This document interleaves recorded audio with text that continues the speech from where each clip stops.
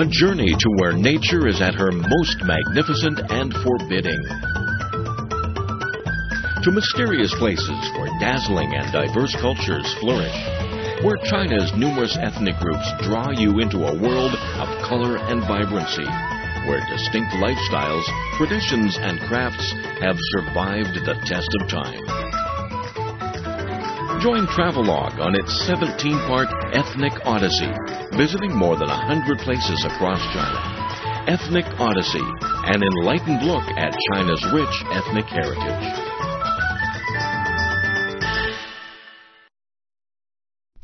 In this episode of Travelogue, explore the ancient history and beautiful culture of Yunnan's Bai people. Industries, clever, patient, and artistic. Get a taste of life in their world. Variety of China's landscape, diversity of its people. Welcome to Travelogue. Welcome to our minority series. This episode, I'll take you to Dali of Yunnan province to experience Bai minority culture and experience the ancient town created more than 1,000 years ago.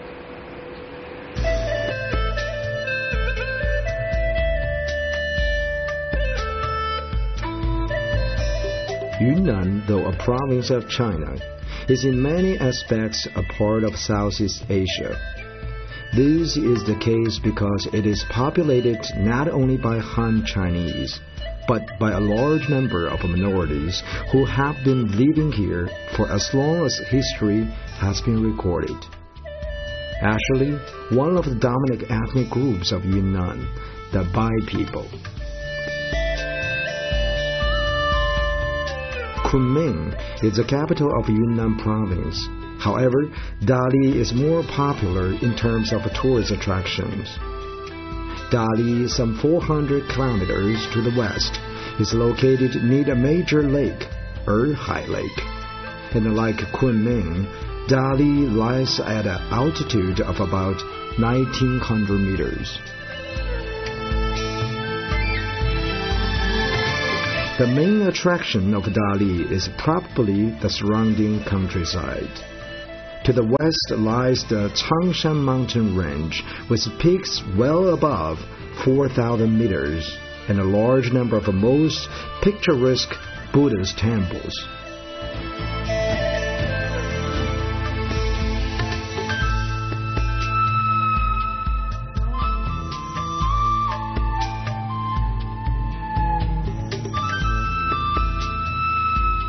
Yunnan is probably the most colorful and the most diverse province in China.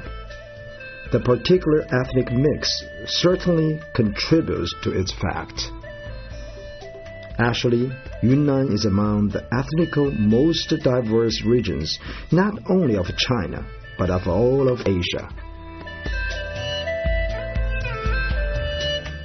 Comparable in diversity to its neighbor in the south and east.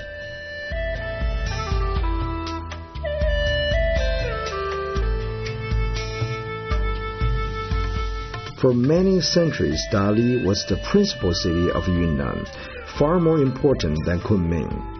Dali was the capital of the Nanzhao Kingdom, which made its power fell deep into China. Much later, in the mid-19th century, Dali was replaced by Kunming as the capital of Yunnan.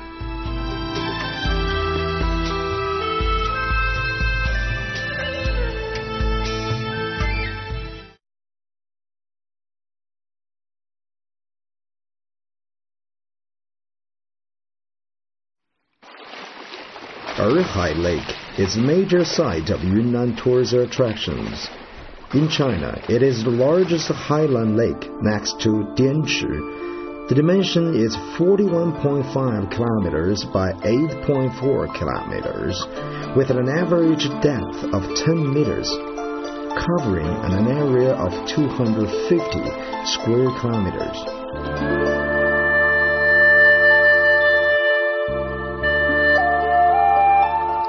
It would be a great pleasure for the tourists to go for a boat ride on this crystal water of the lake.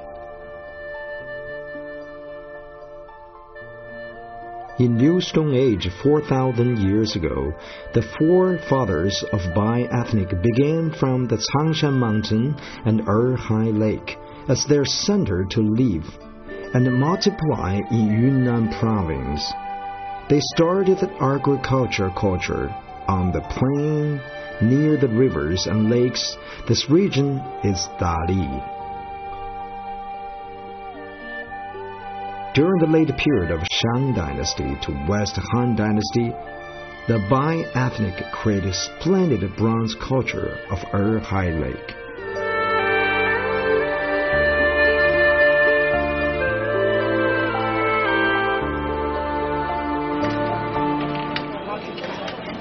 Erhai, also they call it sea. Actually, it's a lake. It's a huge lake. And there are many options here. One of the biggest tourist attractions is to get on a cruising ship. The ship has like 4 or 5 floors. It can hold hundreds of people. There are many entertainments, majorly showing the Bai minority culture. For example, they have singing, dancing, and the well-known freestyle tea. The Bai began to plant tea and make tea long ago. They have formed their unique tea culture on tea drinking. The tea tasting called 3 Places of Tea of Bai ethnic.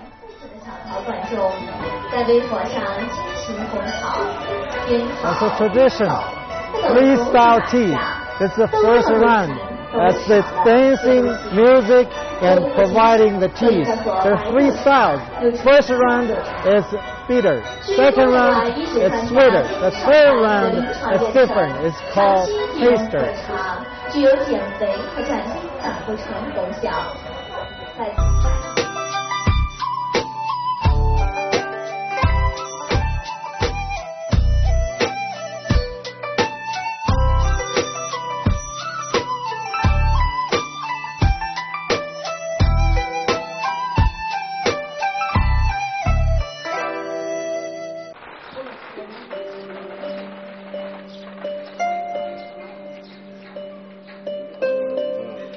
Xizhou Township is a typical area fulfilled with Bai people and well represent its house and cultural style. Nowadays, the Bai ethnic village in Dali has become a unique landscape, and it is a beautiful sightseeing resource of Yunnan province. With its long history, its customs, ethnic songs and dances, construction arts are all worthy to visit for you. I suggest if you travel to Dali, go to have a look at the Bai ethnic village, visit the Bai families, and taste that all-known 3 Places tea. I believe you will have a travel-worthy aftertaste. Yan family's property, however, is the landmark of Xizhou residents of Bai minority group. Wood carvings in the residential buildings are another trademark of Bai, which strongly presents the art history of Bai spirit.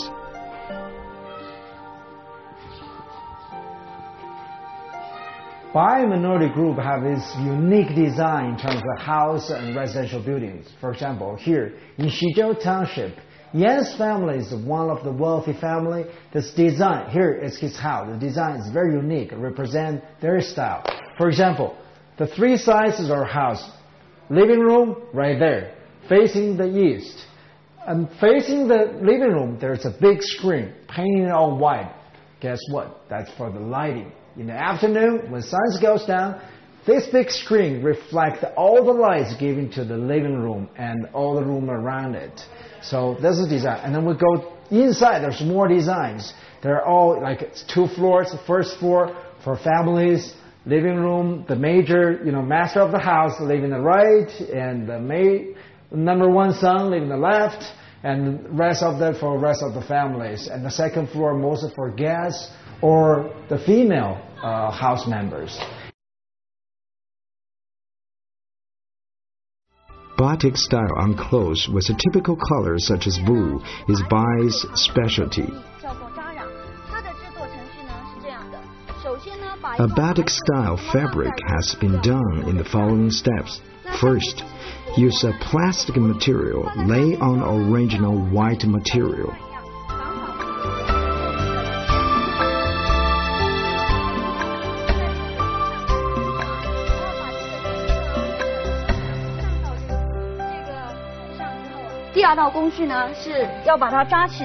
Second step, tie the clothes with hands in various style, then use needles pin through the patterns.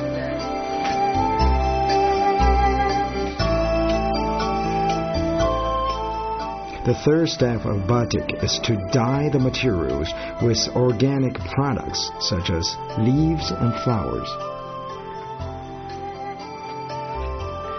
Every print in the by minority is handmade. If you visit a studio like this, they made every single piece. It's a piece of art. It takes a long time, even though it looks like simple design, but the whole procedure takes a long time. I really, after I visit here, I really appreciate all this material. After all the dye and tie, it comes to the easy step, dry it out. The very last step is to untie all the knots and release the fabric in a natural way. An amazing design will come out once the fabric is dry.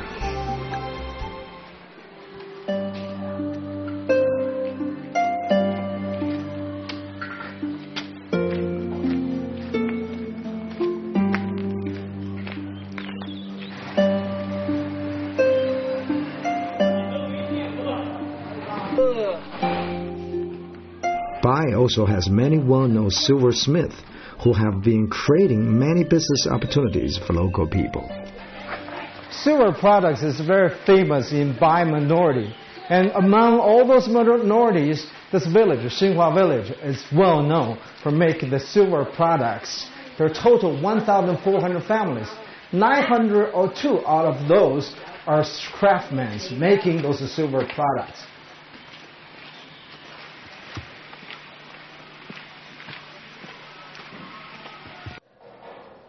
I walked into this Xinhua village, which has 92, actually 2/3 of the families are silversmiths. Among all the silversmiths, Mr. Chun's family is the largest one. Can you hear that? Those are the silversmiths making products right there. The history of silversmiths in Bai has been started in about 2,500 years ago. Nowadays, silversmiths in Yunnan have a unique business position in China nationwide, especially at the Xinhua village of Dali.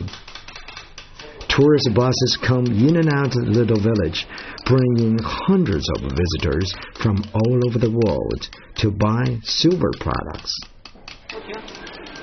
Believe it or not, 80% of the entire village population is related to the silver business. This is all products made from this house. And this is their patent design called Nine Dragons Pot for drinking. And this is cost about 10,000 RMB. And this one, the big one, is very detailed one with a dragon design. This is the hot pot, which is very popular in southern China. You know, when they're cooking in a restaurant, there's a hot pot. But this is not a regular hot pot. There's a special design with all silver. You can open it up. The layers, put hot water, food there. It costs 40,000 RMB. Today, Mr. Chun Fabiao of Dali, a famous silversmith, made his fortune out of silver products. Orders from all over the world come in to Mr. Chun's production line that includes teapot, hot pot, liquor glass, even personal statue.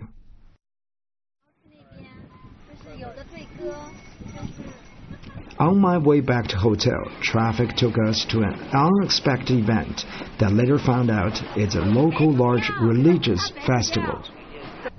In addition to their Azahi Buddhism, the Bai also propitiate local folk deities known as Benju or village lords, that function within society in ways similar to, but in some ways intriguingly different from popular gods in Han Chinese community.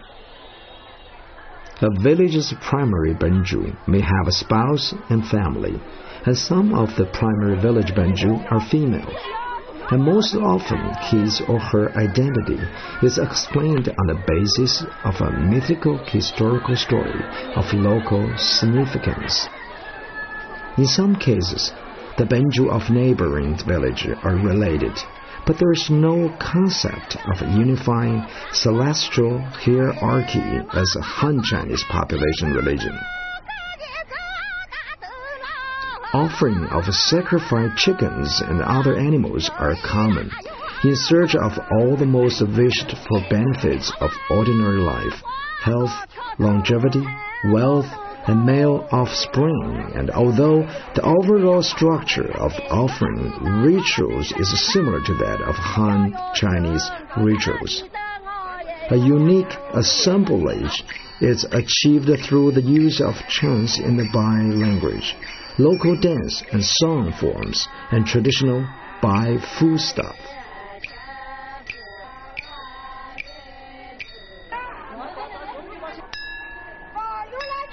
Pray to the three spirits. Three spirits stands for three locations of temples. On Chinese calendar, the holiday starts from April 23rd to 25th, that the people take in group visiting all the locations and saying their thoughts and communication in Bai language.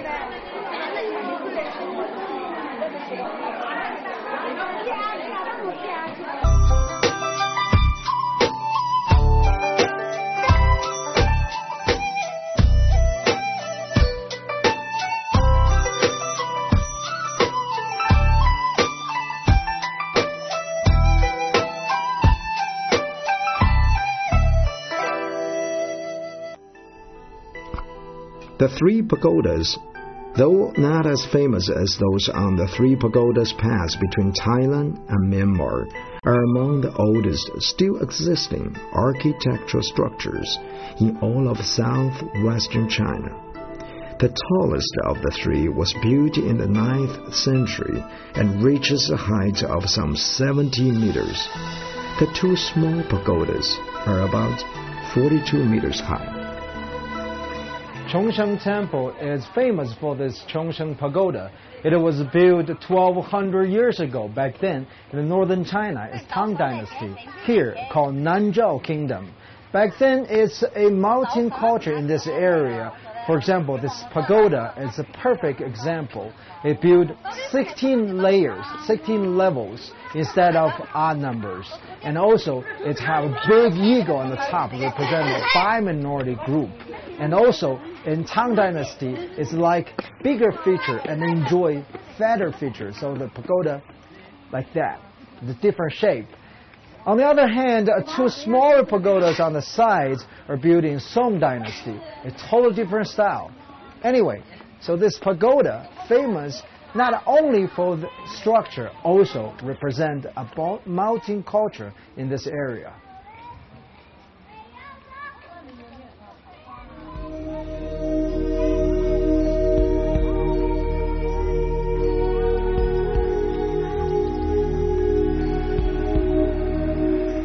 On the way to the Jianchuan stone caves, I found many Buddha statues and many temples on the road.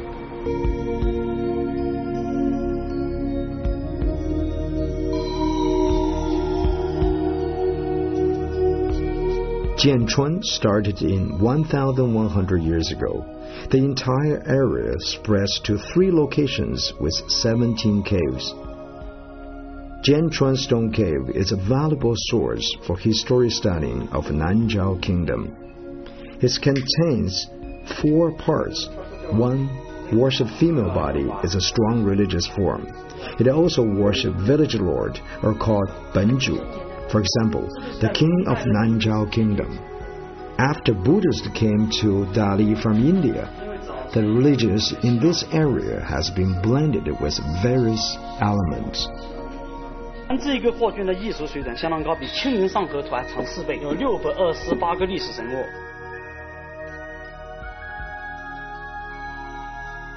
就大理国为什么在历史上称为妙香古国，会有这样的一种佛教程度有大，就证明这个地方它当时是通往印度的一个古道，已经把印度的佛教、当时的这个命宗教派，还有中原的佛教，还有东南亚的这些佛教，全部都融合在这个里面。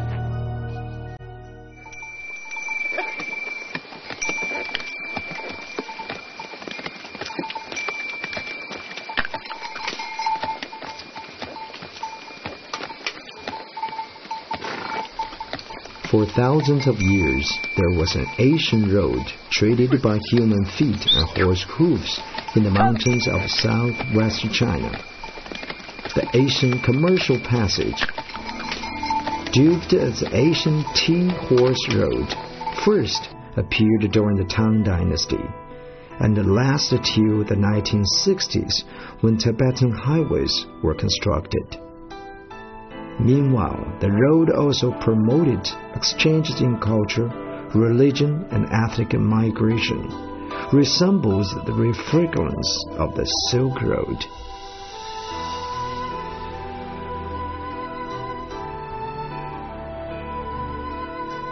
The road stretched across more than 4,000 kilometers, mainly in southwest China's Sichuan and Yunnan provinces, and the Tibetan Autonomous Region. Just as the Silk Road, the Asian Tea Horse Road disappeared with the dawn of modern civilization. But both roads have played very important roles in the development of China. Different Chinese ethnic cultures such as Thai, Yi, Han, Bai, Naxi, and Tibetans have met, fused, and developed along the historical road.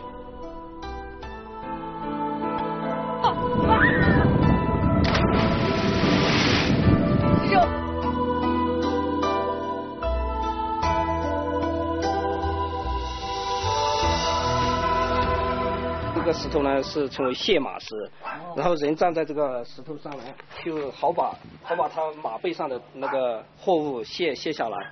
每一个马店前面都有这么一块卸马石，所以看那个是不是马店，只要看有没有这么一块卸马石就行了。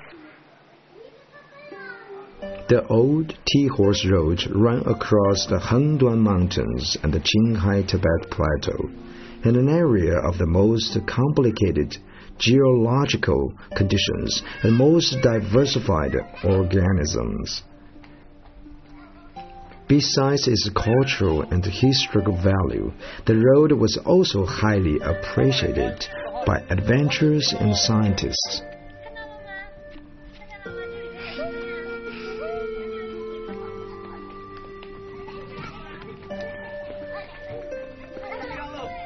In a modern day today, no doubt, everywhere becomes a tourist attraction.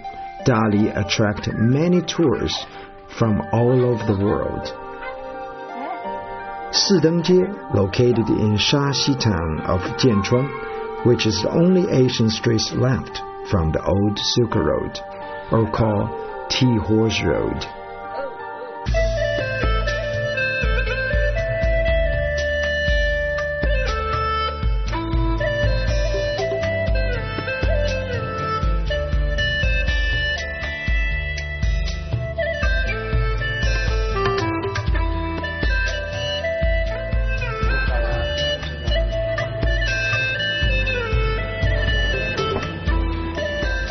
As every visitor knows, come to Dali, you gotta come visit the old town, the Asian town. It's culture mix. You can find old times like the building, structure, decoration, everything, you know, with the history. And also you can find a modern style, like coffee shop, bars, restaurants. You can even order pizza here. So it's a very good place, especially for a weekend, for chill out, Saturday, Sunday afternoon, just sit around watching people and drinking coffee or beer, whatever you prefer. That's all for our program of Dali. Thanks for watching. We'll see you next time. 再干，再喝，再喝，再干，再干。